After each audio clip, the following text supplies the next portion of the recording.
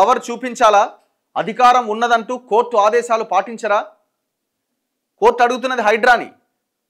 ఇక మళ్ళీ స్టార్ట్ చేస్తాడేమో రంగనాథ్ గారు ఒక క్లారిటీ ఇవ్వాలి తెలంగాణ ప్రజలకి. మీరు సోషల్ మీడియాని చాలా వాడుతున్నారు. ఆ సోషల్ మీడియాలో ఆ వీడియోలు కానీ పోస్ట్ చేసే వాళ్ళు ఎవరెవరు ఉన్నారు అంటే మీరు సొంతానికి వాడుకుంటున్నారు. మీ యొక్క స్టేచర్ని పెంచుకోవడానికి దాన్ని ఉపయోగించుకుంటున్న వీడియోలు కానీ అవన్నీ చూస్తే అర్థమవుతున్నది.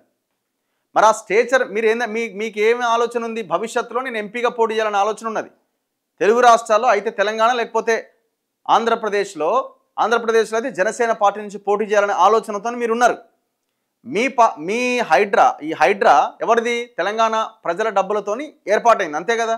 జీతాలు కానీ ఇంకా వ్యవహారం కానీ మీ జీతం కూడా తెలంగాణ ప్రజలు ఇస్తున్నదే. మీరు వాడుతున్న సోషల్ మీడియా హైడ్రా ఇది, అందులో ఉన్న ఎడిటర్స్ కానీ వీళ్ళకి కానీ ఎవరు జీతాలు ఇస్తున్నారు? ఒకవేళ గవర్నమెంటే జీతం కనుక ఇస్తే, గవర్నమెంటే పెడితే ఎవరు దాన్ని ఎందుకు మీ సొంతానికి వాడుకుంటున్నారు? ఇది సమాధానం చెప్పాలి. దాని మీద మేము ఫోకస్ చేస్తున్నాం. ఇక్కడ హైడ్రా తీరు పైన హైకోర్టు ఆగ్రహం వ్యక్తం చేసిందట. 50 నుంచి 100 గజాల నిర్మాణాలు ఎందుకు కూలుస్తున్నారు? భారీ నిర్మాణాల జోలికి బుల్డోజర్లు ఎందుకు వెళ్ళట్లే? ఇష్టానుసారంగా చేస్తామంటే మేం మా సత్తా చూపిస్తాం. హైడ్రా కన్నా ఉన్నతమైన అధికారాలు కోర్టుకు ఉంటాయి. మీ మీద రోజుకు 10 పిటిషన్లు దాఖలవుతున్నాయి. మంచి చేసి మన్ననలు పొందండి, కానీ ఇలా కాదు. హైడ్రా కమిషనర్కు తేల్చి చెప్పిన హైకోర్టు ధర్మాసనం. అసలు నన్ను అడిగితే ఆ హైడ్రా కమిషనర్ని పక్కకు తప్పిస్తేనే ఈ అన్నింటికి పరిష్కారం. ఆయన నేమ్ సేక్ కోసం, సెన్సేషనల్ కోసం, సంచలనం కోసం ఆడో ఇల్లు ఈడో ఇల్లు అమాయకులది కూలగొట్టి సొమ్ము చేసుకుంటున్నాడు. బతుకమ్మ కుంట కంటే ముందు ఎర్రకుంట రెడీ చేయాలి యాక్చువల్గా రంగనాథ్, కానీ ఆడ దొరికిపోయాడు ఒక కేసులో. కంటెంప్ట్ అయింది ఆయన మీద.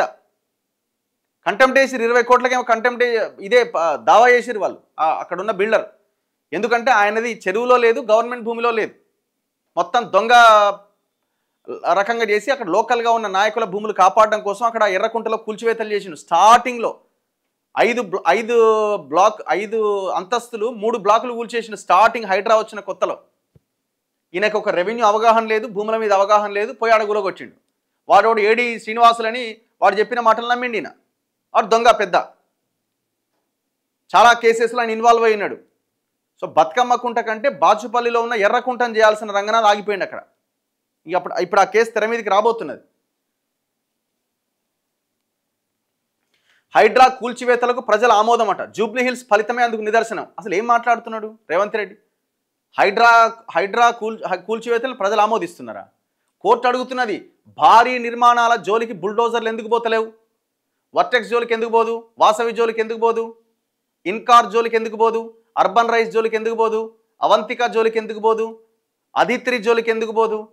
బడా కంపెనీలు ఉన్నాయి కదా, వాటి జోలికి ఎందుకు పోరు మీరు? దానికి ఆన్సర్ ఉందా? ఫస్ట్ దానికి ఆన్సర్ చేసి మిగతావి మాట్లాడండి. చెరువులు కబ్జాలు చేసి, విలేజ్ మ్యాపులు మార్చేసి, చెరువు ఒక దగ్గర ఉంటే ఇంకో దగ్గర చూపించి, ఒక్క అధికారి మీద హైడ్రా కేసు పెట్టిందా? ఎవడెవడైతే పర్మిషన్స్ ఇచ్చినారో ఒక్క అధికారి మీద ఇంతవరకు కేసు పెట్టిరా? ఒక్కడిని జైలుకి పంపించిరా? ఒక్కడి దగ్గర నుంచి ఏమైనా రికవరీ చేసిరా? అరే అమాయకులేదు, చిన్న చిన్న డీవియేషన్స్ ఉంటాయండి, దాన్ని పట్టుకొని కూల్చేస్తున్నారు కొంతమంది. మరి పెద్ద పెద్దోళ్ళు ఎందుకు కూల్చారు? నిన్న కోర్టు అడుగుతున్నది 10 పిటిషన్లు వచ్చినా ఏం చేస్తున్నావు, ఏం పని నడిపిస్తున్నావు? మేము గనక కళ్ళు తెరిస్తే ఇక మేము మా సత్తా చూపించాల్సి వస్తుందని కోర్టు క్వశ్చన్ చేస్తున్నది.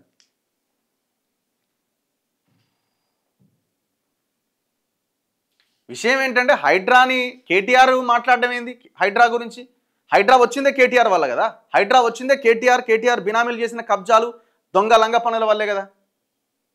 ఇప్పుడు నేను చెప్పిన కంపెనీలో ప్రతి కంపెనీలో కేటీఆర్ వాటా ఉన్నది. మొత్తం బెంగళూరు, మహారాష్ట్ర కంపెనీలే కదా ఇవన్నీ. చాలా వరకు 1 2 తెలంగాణ వాళ్ళే ఉన్నాయి అంతే. 1 2 రియల్ ఎస్టేట్ కంపెనీలు.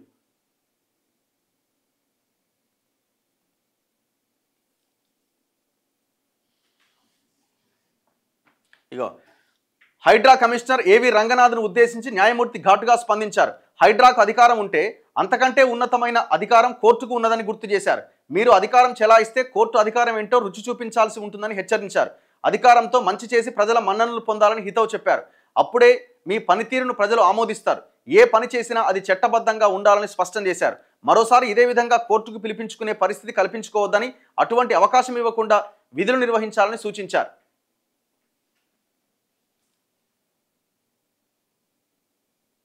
ఇప్పుడు వాడు హెటిరో పార్థసారథి రెడ్డి అంటోడు 3 చెరువులను మొత్తం గులాబీ కలర్లోకి మార్చేసిండు కెమికల్స్ తోటి. ఓడన పోయి యాక్షన్ తీసుకుండా రేవంత్ రెడ్డి కనబడతలేదా? అది ఆ చెరువులు కనబడతలేవు. పటాన్ చెరువు గుమ్మడిదల దగ్గర దోమడుగు అనే విలేజ్ అనుకుంటా 3 చెరువులు మొత్తం పింక్ కలర్లోకి మారిపోయినాయి. ఈ వార్త బయటకు వచ్చింది కదా, పెద్ద పెద్ద పేపర్లు కూడా రాసినాయి కదా. మరి కళ్ళు కనబడతలేవా మీకు? హైడ్రాని అడిగితే హైడ్రా మేము ఔటర్ రింగ్ రోడ్ అవతలికి పోము. మరి ఏమో ఔటర్ రింగ్ రోడ్ యువతల అవతలేంది మరి నాకు అర్థం కాదు. మరి ఔటర్ రింగ్ రోడ్ అవతల ఉన్నటువంటి దానికి ఏ వ్యవస్థను తీసుకొచ్చారు? ఇక్కడంటే హైడ్రాని తీసుకొచ్చారు. మరి అక్కడ ఏ వ్యవస్థ నడుస్తున్నది? మరి అక్కడ పాత వ్యవస్థతో నడిచినప్పుడు ఇక్కడ మరి అదే పాత వ్యవస్థతో నడిచే అవకాశం లేకుండానా హైడ్రా ఎందుకు తీసుకొచ్చారు? దొంగలు ఊర్లు పంచుకున్నట్టు అందరు కలిసి కూర్చొని ఈ హైడ్రా పేరుతోని మొత్తం పెద్ద ఎత్తున సొమ్ము చేసుకుంటున్నారు.